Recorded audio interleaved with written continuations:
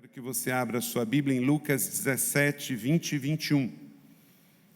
Lucas 17, 20 e 21. Temos 47 minutos, então não saia antes. Lembre-se que Judas saiu primeiro.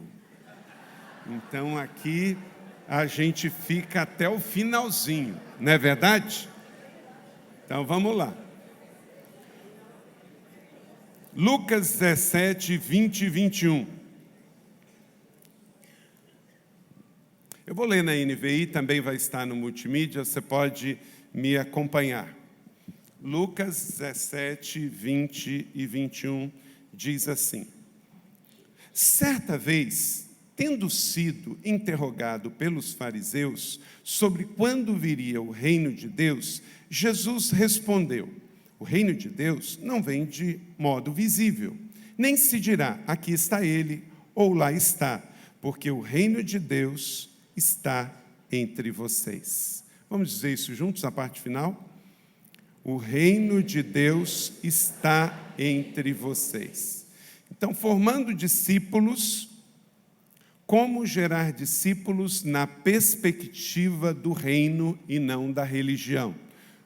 Como gerar discípulos na perspectiva do reino e não da religião.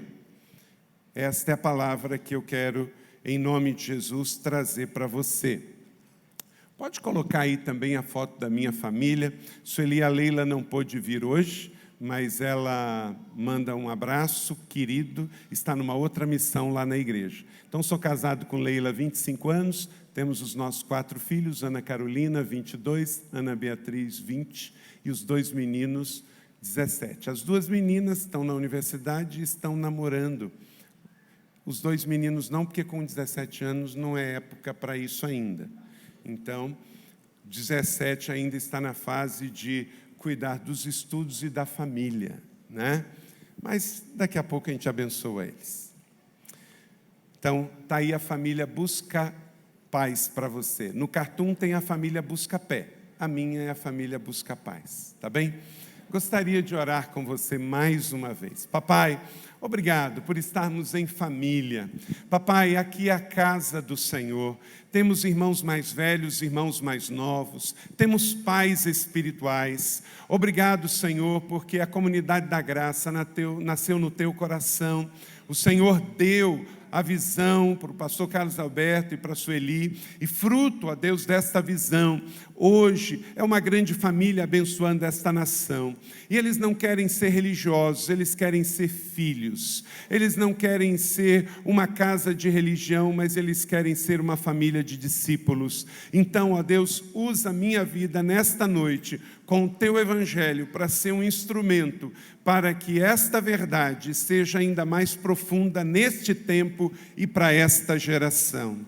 Fala, ó Deus, conosco, que use a minha vida, esconda-me atrás da tua cruz. O mais importante não é o que eu tenho a dizer, mas é o que o Senhor tem a falar através da minha vida. Oramos com fé, em nome de Jesus. Amém. Pegue um papel e uma caneta e anote aí os princípios.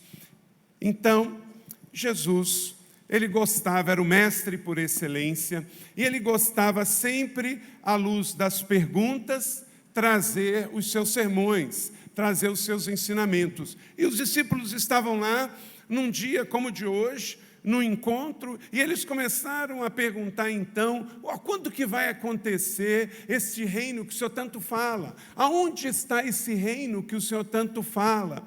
Como que ele é? Então, por quê? Porque Jesus, quando ele falava, quando ele ensinava, ele o tempo todo falava do reino. E, de repente, os fariseus, ouvindo que ele falava tanto do reino, vem cá, que reino é esse? Onde ele está? Como é que a gente acessa? E aí Jesus, então, aprofunda este conceito tão importante, mas deixando claro que o reino não é matéria. Nós celebramos este ambiente, esse auditório. A igreja pode se reunir aqui, mas a igreja é maior do que este auditório e qualquer estrutura física aqui. Amém? Porque, como eu disse, Saint-Exupéry, o essencial é invisível aos olhos. O reino de Deus não é o sinônimo de um auditório, de uma construção, é mais do que isso. Eu não sei se você sabia, nos 4 evangelhos, sabe quantas vezes aparece a palavra eclesia? 2 vezes. 4 evangelhos, e a palavra eclesia aparece só 2 vezes. E eu vou te mostrar nas 2 vezes onde aparece. Aparece em Mateus 16, 18. Leia comigo, está no multimídia. Todos juntos. E eu lhes digo que você é Pedro, e sobre esta pedra eu edificarei a minha igreja, e as portas do Hades não poderão vencê-la. Então aqui é a primeira vez, Mateus 16, 18, que Jesus fala sobre a eclesia, isto é, os chamados para fora. Depois, mais adiante, Jesus repete esse termo de novo. Em Mateus 18, 17, leia comigo. Se ele se recusar a ouvi-los, conte à igreja. E se ele se recusar a ouvir também, a igreja trate como pagão ou publicano. Nos 4 evangelhos, é as 2 únicas vezes que a palavra eclesia aparece no ensino de Jesus. Então, primeiro em Mateus 16, ele fala da fundação da igreja, e em Mateus 18 ele fala sobre o cuidado da igreja, através da disciplina. Não fala mais. Agora, deixa eu te fazer uma outra pergunta. Quantas vezes aparece a palavra reino nos evangelhos? A palavra reino, que é Basileia, aparece 82 vezes nos 4 evangelhos. Enquanto a eclesia aparece 2, a palavra Basileia aparece 82 vezes. Ou Basileia ton theon, reino de Deus. Reino de Deus. Porque eu creio que a ênfase de enfatizar o reino, que é isso aqui. Esta reunião aqui, ela não é só uma expressão da igreja local, mas ela é uma expressão do reino, porque houve a plantação de outras igrejas, houve o envio de filhos missionários, houve o sim dos discípulos. Isso aqui é o reino de Deus, e é esta ação que também vai alcançar o mundo inteiro, do reino de Deus. A comunidade da graça, junto com a igreja da cidade, somos o reino de Deus. Somos a expressão visível do mundo invisível que Jesus estava explicando para os fariseus. Então, muitas vezes, alguns discípulos de Jesus ficam pensando em coisas que estão ligadas só à estrutura, esquecem que são eclesias chamados para fora, e mais, esquecem que são reino de Deus, são Basileia neste mundo. Jesus fala que este reino, ele embora sendo invisível aos olhos do mundo, ele tem manifestações visíveis. Mas, como digo e repito, e é importante a comunidade toda estar consciente disso, somos mais do que nossas estruturas locais. Essa bela propriedade que Deus nos deu, tudo que você viu nesta construção no Campus Colina, tem 10 anos. Em 2008 foi começada a construção, em 2008 foi iniciada a construção desse lugar. A igreja comprou em 2004, 2008 construiu. Mas sabe qual a maior alegria que eu tenho? Não é da igreja ter construído esta propriedade numa área de 205 mil metros quadrados, à margem da Via Dutra, em 10 anos. Mas é o fato da igreja não ter parado por causa da construção. A igreja plantou 17 igrejas, a igreja tem dezenas de missionários no Brasil e no exterior, a igreja comprou e reformou um acampamento que tem retiros todo final de semana na cidade de Jacareí para transformar a vida das pessoas, porque ano passado foram batizados 1.560 novos irmãos, porque a igreja não pode parar por causa da construção. A igreja, por causa do seu crescimento, pode fazer construção, mas a construção não é um fim em si mesmo. O edifício, o prédio, a estrutura, o som, tudo isso é meio e não um fim, porque a igreja, ela é invisível e ela se manifesta visível, não pela sua estrutura, mas por princípios. E daqui a pouco eu vou pedir para você anotar esses princípios que faz da igreja ser reino de Deus. Mais do que a sua estrutura, mais do que o seu físico. O reino de Deus sempre promoverá a igreja local, mas nem toda a igreja local promoverá o reino de Deus. Guarde isso no seu coração, tem no multimídia, vamos repetir isso juntos. O reino sempre promoverá a igreja local, mas nem sempre toda a igreja local promoverá o reino de Deus.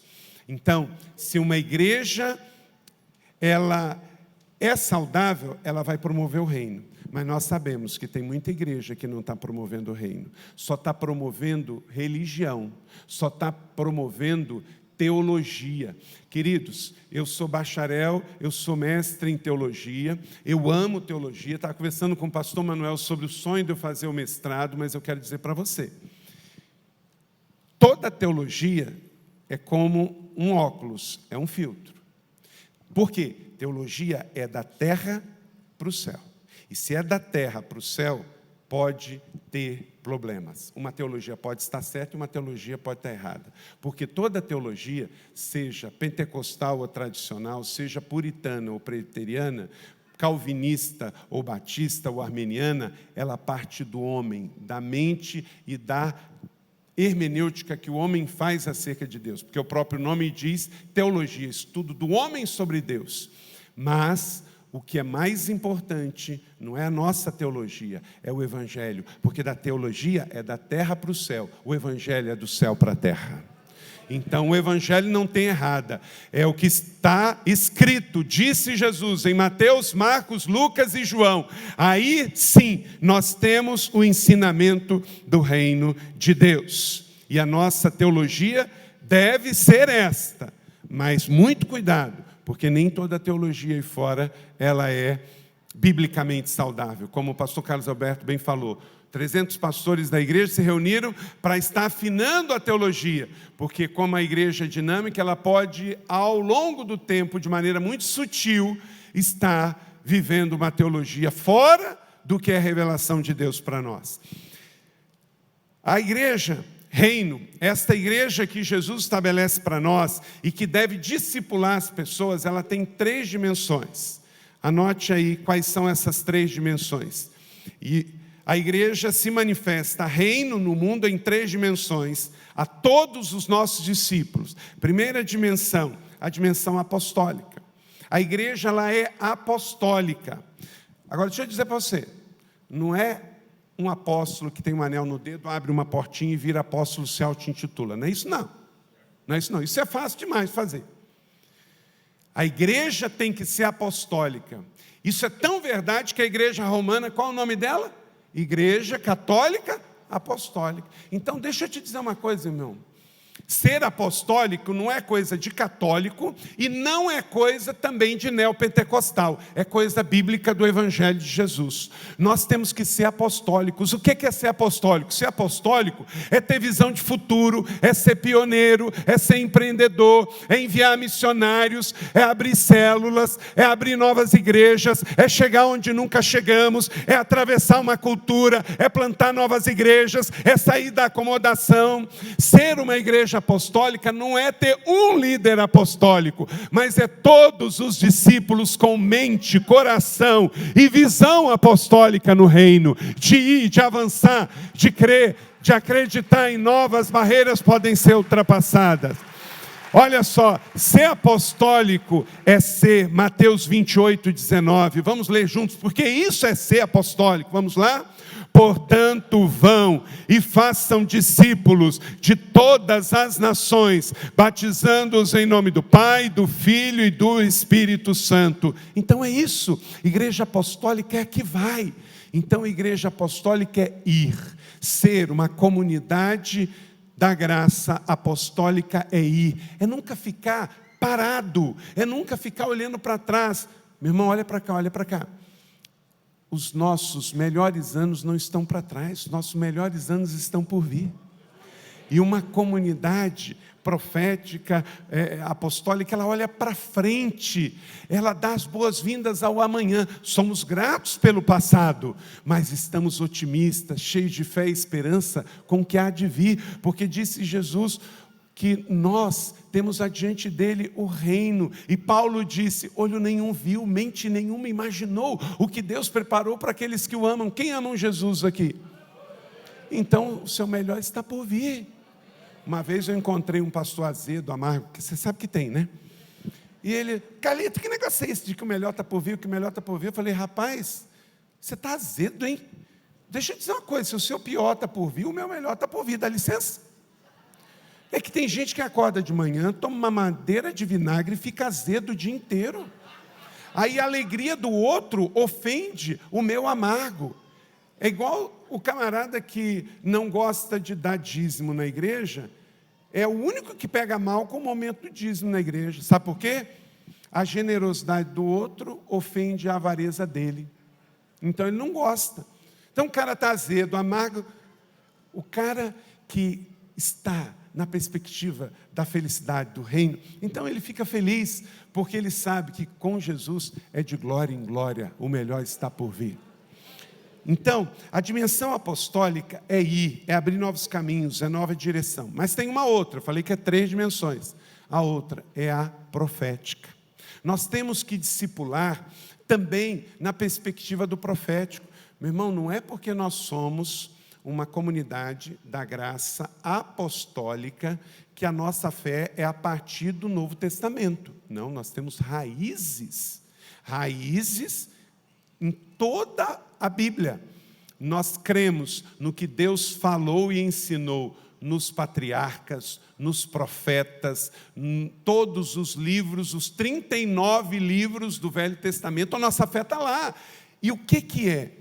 É uma comunidade que discipula também no nível do profético. Nós estamos aqui para dizer que também este mundo passará.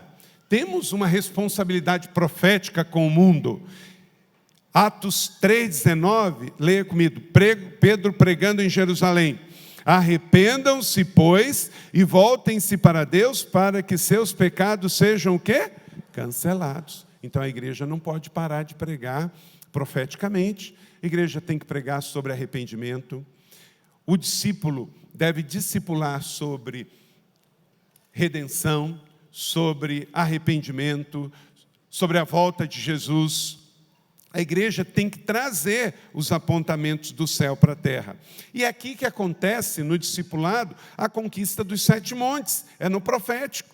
Conquistar arte e entretenimento, mídia e comunicação, governo e política, economia e negócios, educação e ciência, família e sociedade, igreja e religião, tudo isso. A igreja discipula para as nações. O nosso chamado ao discipulado começa no individual, mas estende-se por todo o coletivo. Nós estamos vendo tempos difíceis e a igreja tem que estar profeticamente apontando para tudo isso. Por exemplo, essa semana, um ministro do Supremo Tribunal, criticando um juiz de primeira instância, diz: o que ele pensa que ele acha? Que ele fala com Deus? Olá, alô? Tem que falar para esse juiz que se ele não fala com Deus, o problema é dele, mas nós falamos. Quem é que falou com Deus hoje? Opa! Isso não é um privilégio de alguns, é para todos que querem. Porque o véu que separava já não separa mais. Então, qualquer um que buscar, vai encontrar. Então, espera aí, nós estamos vendo um tempo, esta igreja aqui é uma igreja que acredita na conquista pelos princípios corretos da conquista dos 7 montes. Isso é ser profético. E também a outra dimensão, é a dimensão pastoral. É a terceira dimensão em que o discipulado individual e coletivo acontece. Atos 20, 17, de Mileto, Paulo mandou chamar os presbíteros da igreja de Éfeso. Por quê? Paulo estava encerrando o seu ministério, depois de morar 3 anos em Éfeso. Está lá no porto de Mileto, porque ele não quer voltar dentro da cidade. Vou falar mais sobre isso na mensagem de amanhã. Ele manda chamar, vem cá, e ele comissiona e ele vai para Jerusalém. Mas por que ele chama os presbíteros? Porque ele quer deixar a igreja bem cuidada, através do presbitério, queria continuar o cuidado.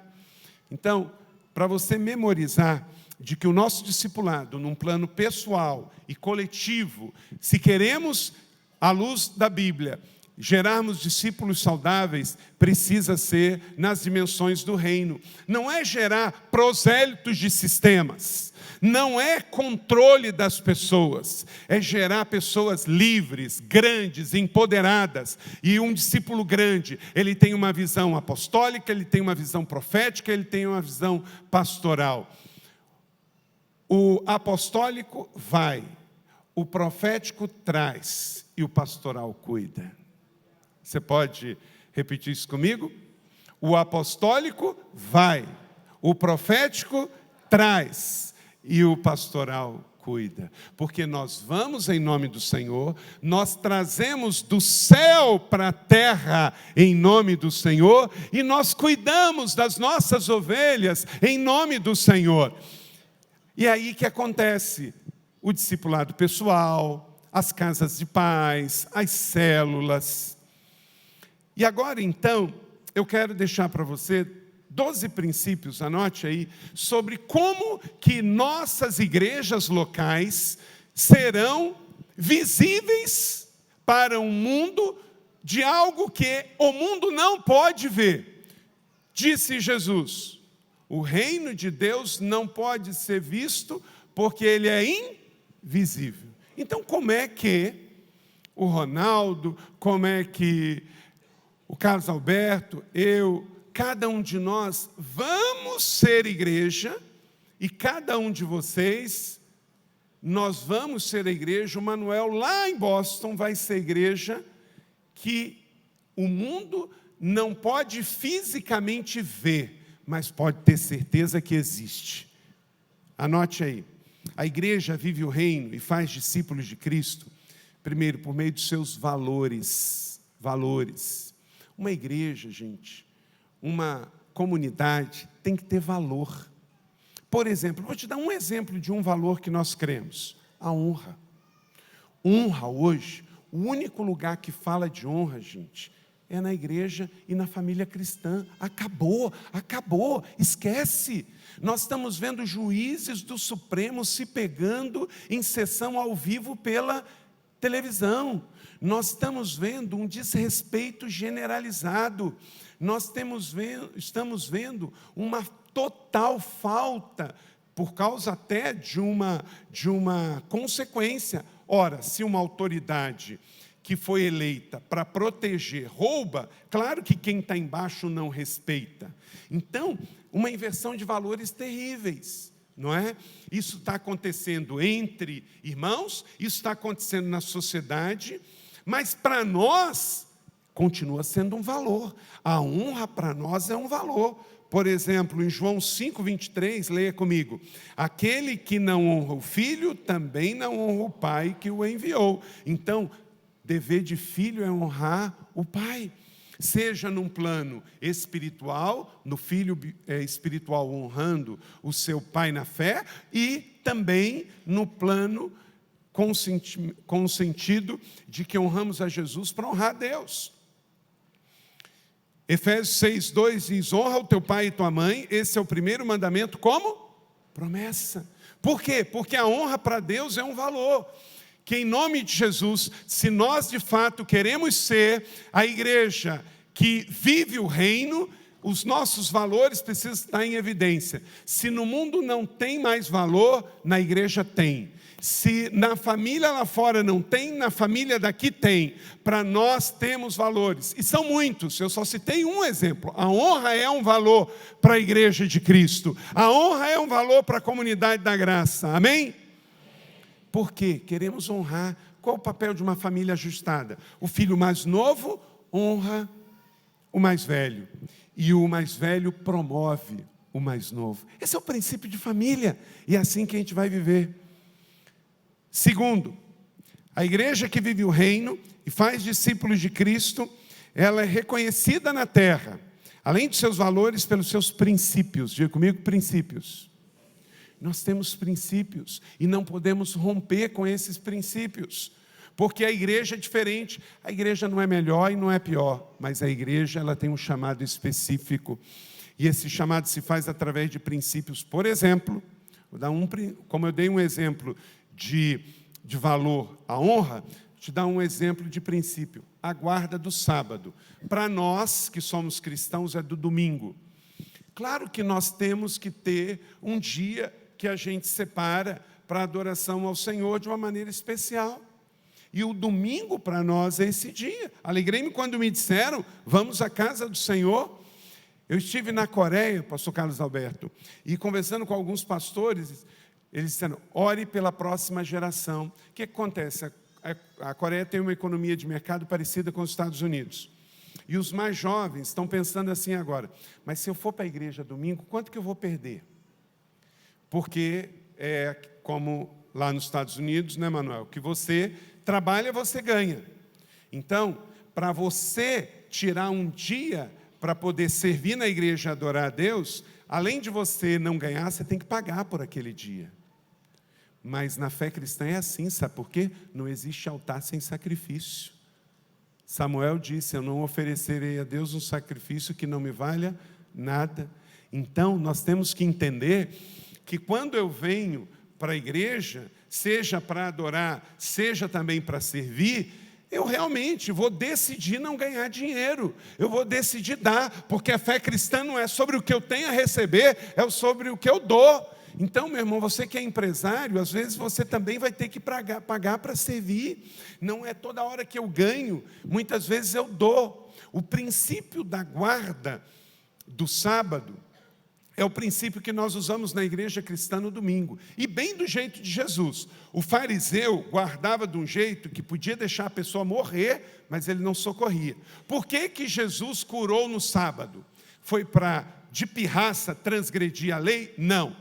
Para lembrar que a lei foi dada para o homem. Então, se eu estou vendo uma pessoa morrer, eu vou curar, mesmo que seja sábado, porque a pessoa é mais importante do que o sábado. Então, nós não vamos guardar o domingo legalisticamente, mas nós vamos saber que tem um princípio por detrás.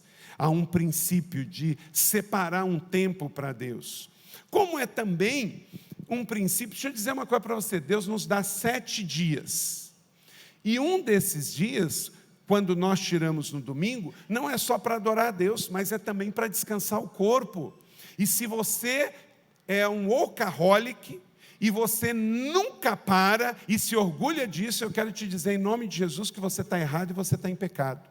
Você tem que gostar de dormir, você tem que gostar de tirar o seu dia de folga, você tem que tirar férias e você precisa descansar, e isso não é pecado, porque Deus te deu a boa mordomia do corpo. Gente, muitas vezes, porque vem uma mentalidade, não, eu tenho que trabalhar 7 dias por semana, e tem gente que pensa que isso é motivo de orgulho. Opa, o seu corpo é templo do Espírito Santo, e se você não dormir as suas 6 ou 8 horas, lá na frente isso vai fazer falta. Não tenha vergonha de dormir, não tenha vergonha de descansar, não tenha vergonha de tirar o seu dia de folga, porque este é um princípio de Deus. Deus deu 7 dias, você tira um para adorá-lo e para descansar o seu corpo, porque é cíclico e começa tudo de novo. Então, se você quer fazer discípulos e ensinar como Jesus, inclua os princípios, e um deles é o princípio do descanso. Gente, não é testemunho dizer que a gente está infartando, não. Isso não é bom testemunho, né? Dizer que a gente nunca tira folga, dizer que a gente nunca descansa. Tem gente que tem orgulho de dizer, eu só durmo 3 horas por dia. Você está doente, você tem que se tratar. Porque se você só dorme 3 horas, o seu corpo vai pedir isso depois. Então, igreja, nós temos valores, nós temos princípios. Terceiro, nós também anunciamos o reino através da pregação. A pregação não é discurso. Discurso se faz na política. Na igreja se faz pregação. Numa sala de aula você pode dar uma aula, mas a igreja tem algo que vai além de um discurso, além de uma aula. É o querigma, é a proclamação do verbo encarnado, da palavra encarnada. A igreja nunca pode parar de pregar, porque em João capítulo 1, verso 1, nós temos a palavra revelada que fez-se carne. A palavra fez-se carne. Então, a pregação é um meio muito importante de manifestar o que é invisível ao mundo visível. Leia comigo 1 Coríntios 1,18, todos juntos. Pois a mensagem da cruz é loucura para os que estão perecendo, mas para nós que estamos sendo salvos, é o poder de Deus. Aleluia! Então, não tenha vergonha de pregar, não tire a pregação do seu culto. Então na minha igreja a gente canta, tira oferta, e a gente faz anúncio. Mas e a palavra? Tem que ter a palavra. E ela tem que ter um lugar todo central na liturgia. E no discipulado. Como é que você vai discipular sem Bíblia? Como é que você vai discipular sem querigma? Não pode. Uma outra coisa muito importante que você precisa entender é que ela é viva. João 1:1. No princípio era aquele que é a palavra, e ela estava com Deus, e ela era Deus. Então não é uma palavra morta, é uma palavra rema, é uma palavra espada, viva, pregação. E pregação, gente, é boas notícias. Você também não use a pregação como algo negativo. Tem pregação que ela é só acusativa, negativa. Não. O reino de Deus se manifesta através de good news, de boas notícias.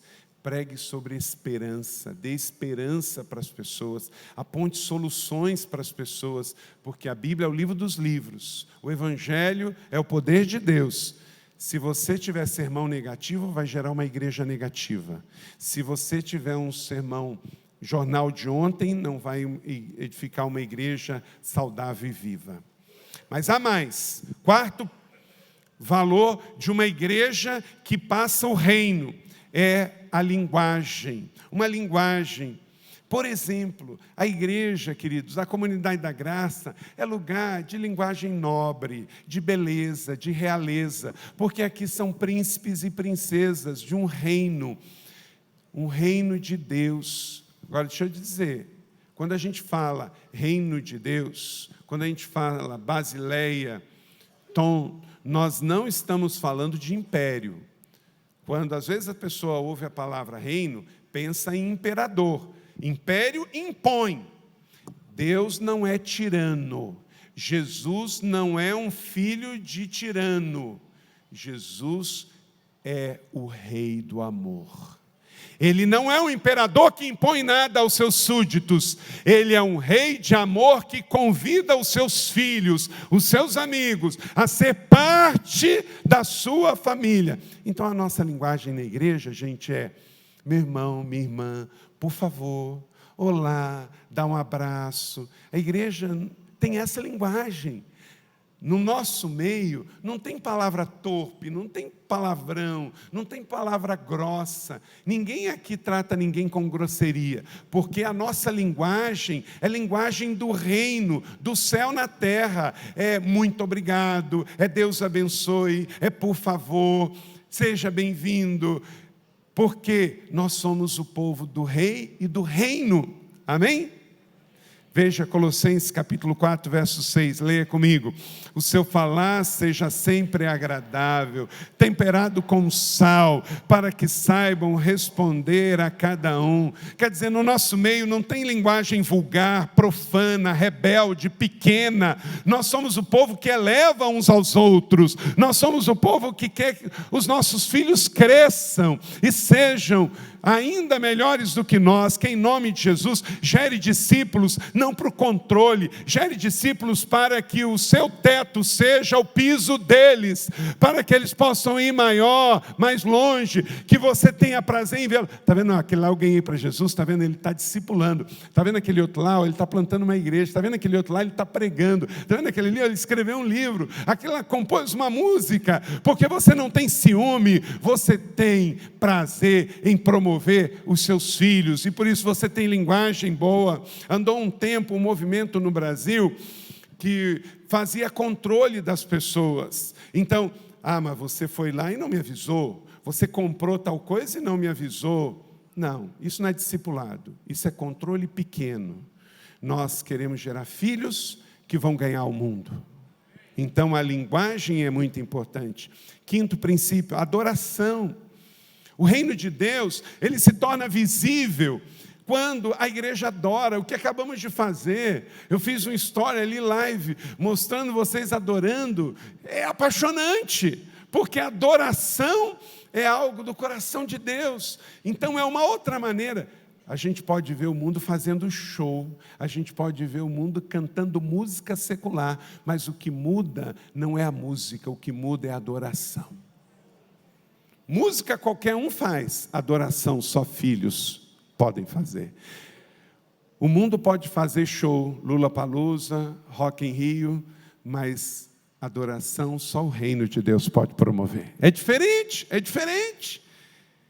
Porque a adoração liberta, inspira, eleva, abençoa. Hebreus 13:15. Ofereçamos sempre a Ele sacrifícios de louvor, lábios que confessam o seu nome. É por isso que só a igreja adora. O louvor leva a terra ao céu, e a oração traz o céu à terra.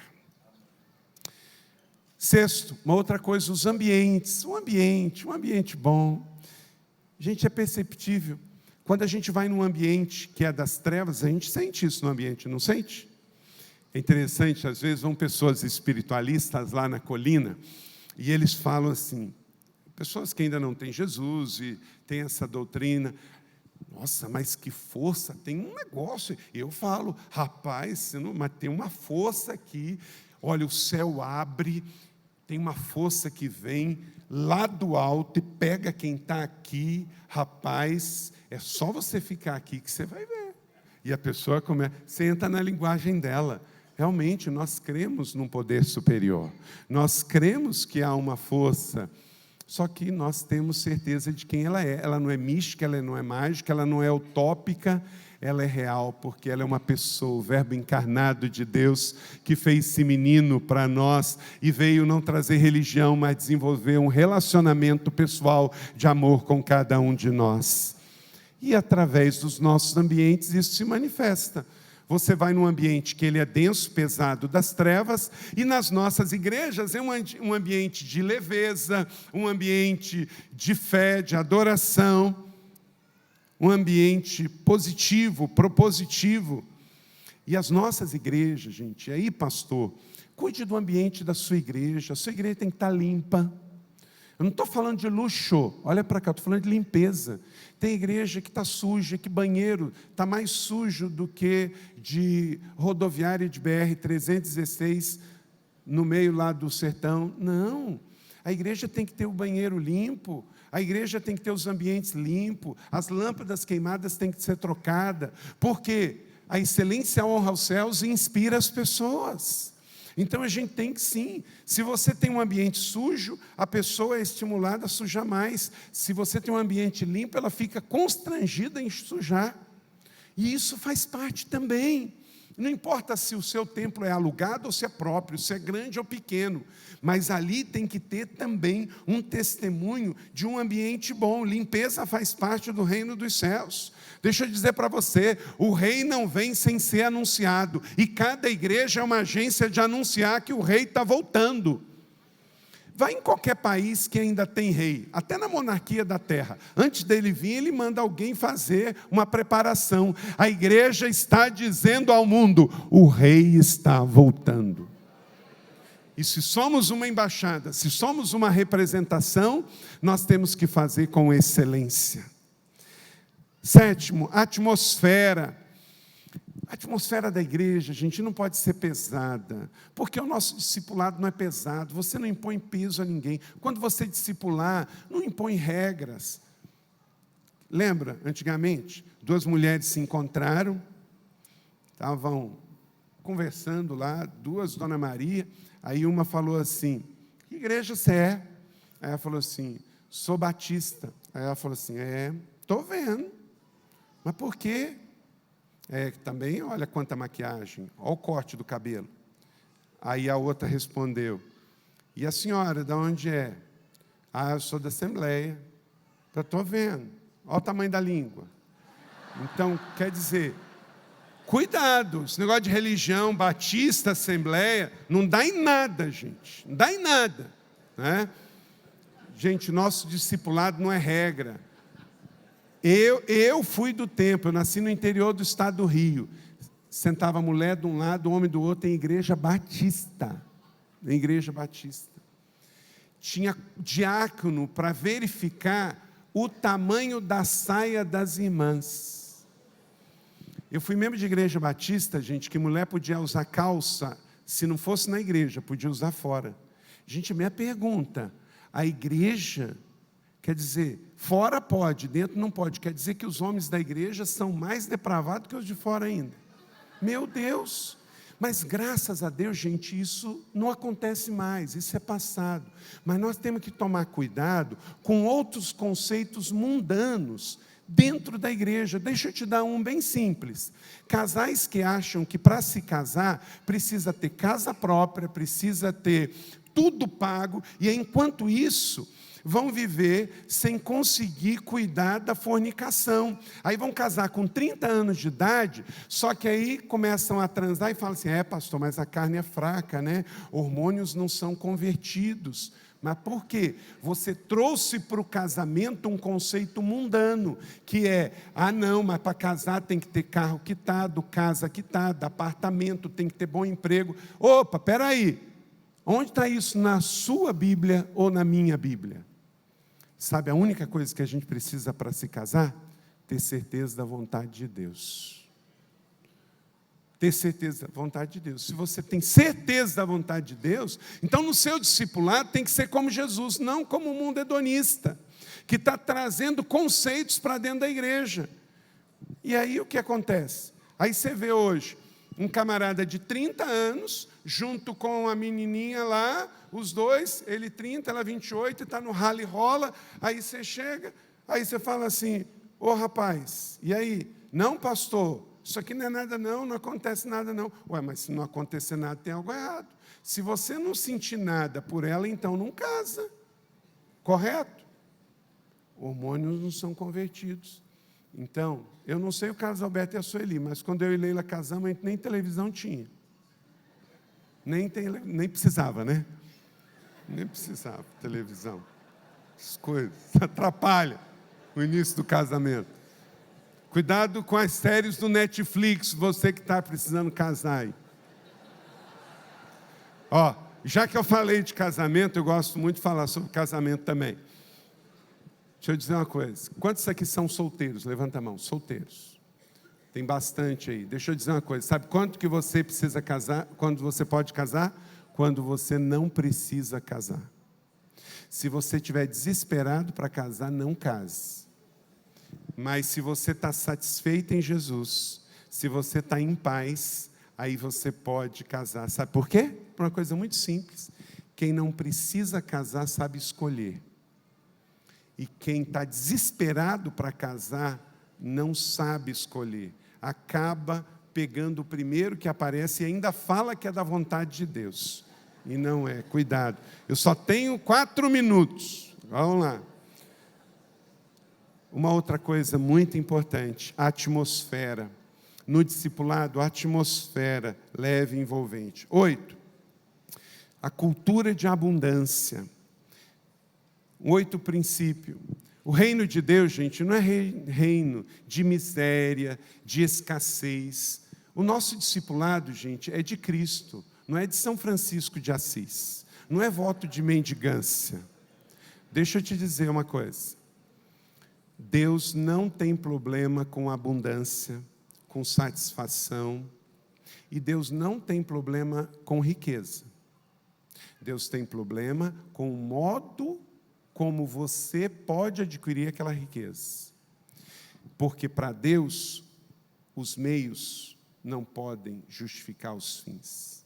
Então, se é com trabalho, honestidade, moralidade e consciência, seja rico, não há nenhum problema. Até porque, para construir esse lugar precisou de dinheiro, para plantar a igreja precisa de dinheiro, para imprimir Bíblia precisa de dinheiro. Então, Deus não tem problema com riqueza. A Bíblia fala mais de 740 referências sobre dinheiro. Não é isso. O problema é o amor ao dinheiro, é mamon, é a avareza. A avareza é um problema para o discipulado, que você seja rico daquilo que o dinheiro não pode comprar. E que você não ame mais o dinheiro do que a Deus. Eu quero te indicar um livro, uma revolução lá na nossa igreja, Carlos Alberto, do pastor Robert Morris, Uma Vida Abençoada, Sueli, um livro extraordinário. Eu não tenho aqui, mas tem aí em qualquer livraria. Uma vida abençoada, você entender o real significado do dinheiro na sua vida, com sabedoria. Você não é dirigido nem por muito, nem por pouco. Você é dirigido pelo Espírito Santo de Deus. Tem a cultura da abundância. Leia comigo 1 Coríntios 3:9. Porque nós somos cooperadores de Deus, vós sois lavoura de Deus e edifício de Deus. Queridos, às vezes a gente lê um texto bíblico como esse, e ele perde um pouco do impacto para nós na sociedade pós-moderna contemporânea. Porque quando a Bíblia fala, Paulo escreve aos Coríntios e fala de lavoura e de edifício, fala de duas coisas muito difíceis que não tinha na época. Lavoura não tinha, porque quase tudo era deserto. E edifício não tinha, porque as casas eram baixas. E Deus está elogiando, Ele está dizendo, você é joia da coroa. Você, como diz o Salmo 8, foi feito pouco abaixo dos anjos. Você não é qualquer um. Você é uma lavoura de Deus, você é um edifício de Deus. Quer dizer, você é algo especial. Quando os peregrinos vinham de todos os lugares da Ásia, vinha da Europa, vinha da África, e chegavam em Jerusalém, e eles viam um templo, aquele edifício alto, eles ficavam maravilhados, porque naquele tempo não tinha prédio. Quando você via um edifício, era uma coisa espantosa. Então Deus está dizendo que você tem que ter uma cultura de abundância. Você não é melhor do que ninguém, mas você não é pior do que ninguém. Paulo diz que a graça de Deus não foi vã para contigo. Valorize o que você é em Cristo Jesus. Você tem dons, habilidades. Então cresça nessa atmosfera da abundância. Você não é pobre coitado. Existe um slogan dos governos federais no passado que eu acho que é diminuir muito, dizer assim, minha casa, minha vida. Peraí, casa é uma coisa muito boa. Mas dizer que uma casa é uma vida, não. Nem o meu carro é minha vida, nem a minha casa é minha vida, nenhum bem é minha vida. A minha vida é o Senhor. Nem a minha esposa, nem os meus filhos são a minha vida. A minha vida é o Senhor. Eu dizer que um objeto é minha vida é você pegar e diminuir muito. Você é muito maior. Inclusive, se você tem uma casa, está todo endividado, venda a casa, paga as dívidas e vê que o Senhor vai te suprir todas as necessidades. Porque não é o que você tem que é a sua identidade, é o que você crê em Cristo que é a sua identidade, em Cristo Jesus o Senhor. Amém? Então, guarde isso no seu coração, cultura da abundância. Viva dos testemunhos é uma outra coisa de manifestar o reino invisível de forma visível, João 9:25. 10, manifestação de milagres. Vamos orar, vamos crer. Gente, quem crê que Jesus faz milagres hoje? Levanta a mão.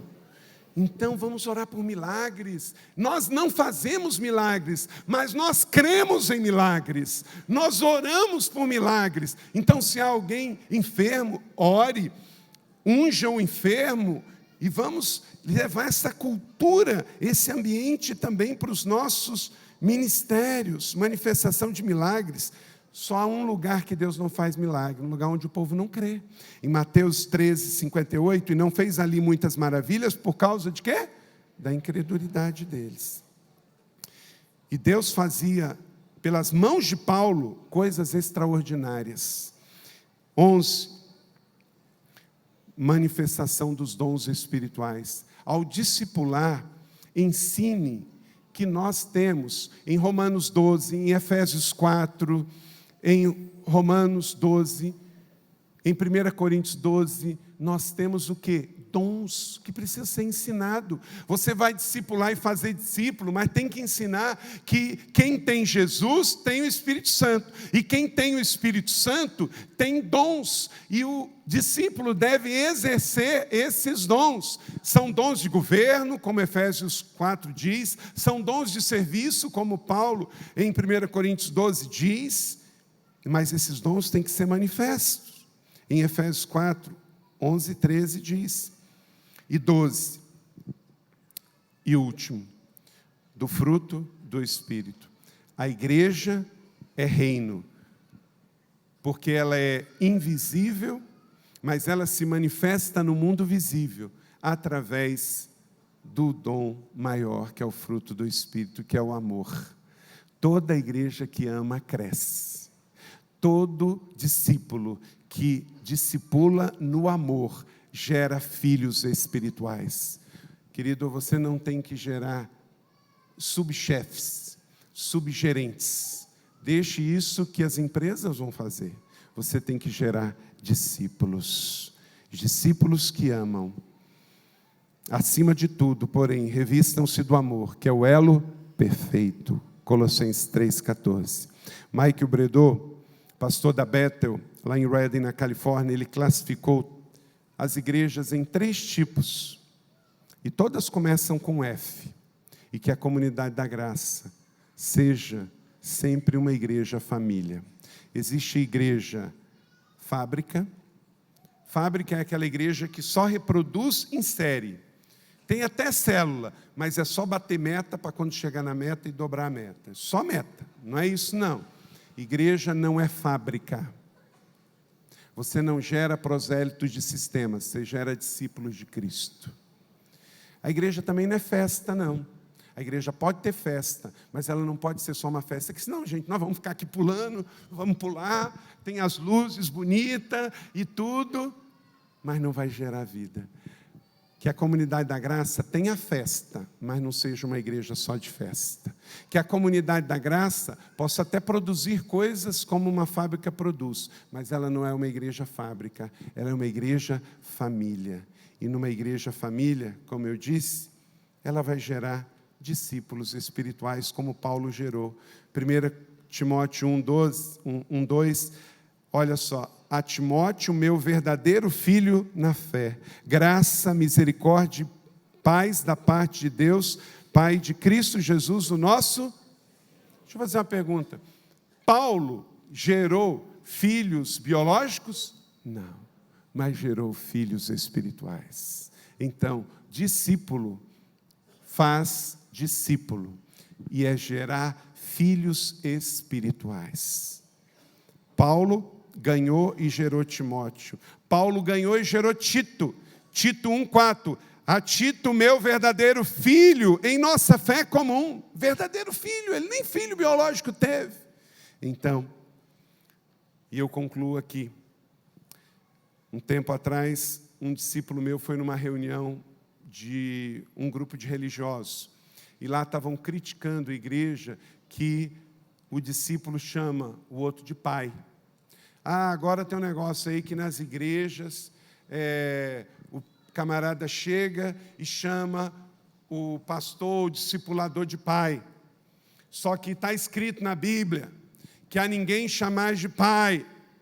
O cara com toda a autoridade. Aí passou uns dias, eu encontrei essa pessoa, chamei ele, é meu dever chamar ele, porque ele estava falando uma coisa que ele não sabe. Aí eu abri esse texto, está aí. Mateus 23, 8 e 11. Eu peguei e falei assim, olha, um discípulo meu, um filho meu na fé, foi a um encontro em que você falou que nós não podemos chamar um discipulador ou alguém que migrou para Jesus ou um pastor de pai espiritual. Eu quero te dizer que você está errado. Mas a Bíblia está escrita que Jesus disse a ninguém chamar de pai. Eu falei, então vamos ler o texto todo? Me acompanhe. Mas vocês não devem ser chamados de rabis, porque só há um mestre em vocês, e todos são irmãos. A ninguém na terra chamais de pai, porque vocês só têm um pai, aquele que está nos céus. Mas tampouco vocês devem ser chamados chefes, porque também só tem um chefe, que é Cristo. O maior deverá ser chamado servo. Falei assim, então tá. Se a partir de hoje ninguém pode ser chamado de pai espiritual, você tem que usar o texto todo. Ninguém pode ser chamado de professor, mestre, e ninguém pode ser chamado de chefe. E outra coisa, quando a Bíblia diz ninguém, então vamos pegar o pé da letra, ninguém. A partir de hoje você não pode chamar o seu pai biológico de pai mais não, porque aqui está escrito, ninguém chamais pai. Está ou não está? Meu irmão, discipulado, guarda isso no seu coração. Bíblia pega ao pé da letra, sem contexto, pode se tornar a mãe de todas as heresias. Da onde nasceu os mormons? Da Bíblia. Da onde nasceu o testemunho de Jeová? Da Bíblia. Porque uma heresia, ela precisa de base bíblica para permanecer na sua mentira. Então, Paulo usou a expressão filho espiritual. Então, se você discipular alguém, ganhar essa pessoa para Jesus, óbvio que ele não é o seu filho biológico, mas ele pode ser o seu filho espiritual. E Paulo nos ensinou isso ao chamar Tito e Timóteo. E esse texto de Jesus aqui está se referindo de você colocar alguém no lugar de pai como Deus na sua vida. E por isso você não pode ter um chefe, não pode ter um professor, não pode ter um pai que substitua Deus Pai na sua vida. Esse sim. Ninguém pode ser aba na sua vida. Nem o espiritual, nem o biológico, nem o espiritual. Mas, nesse sentido correto, podemos sim. Porque não existe mais igrejas como antigamente. Sabe por quê? Porque não existe igrejas para antigamente. Que a sua igreja seja uma igreja hoje, com os mesmos fundamentos da igreja de ontem. Porque, em matéria de estrutura, nós mudamos, mas de palavra é o mesmo evangelho. E como diz Irineu de Esmirna, no ano 270 ele disse, ele se tornou o que somos para sermos aquilo que ele é. Você pode dizer isso comigo? Ele se tornou o que somos para sermos aquilo que ele é. Amém? Então, vamos discipular do jeito de Jesus e fazer não comunidade religiosa, mas gerar eclesias que deem sinais visíveis do reino de Deus no mundo. Porque o mundo não pode ver o reino, mas o mundo pode ver estes 12 sinais do reino na minha vida e na sua vida, na minha igreja e na sua igreja. Amém? Recebe essa palavra da fé? Amém. Que Deus abençoe.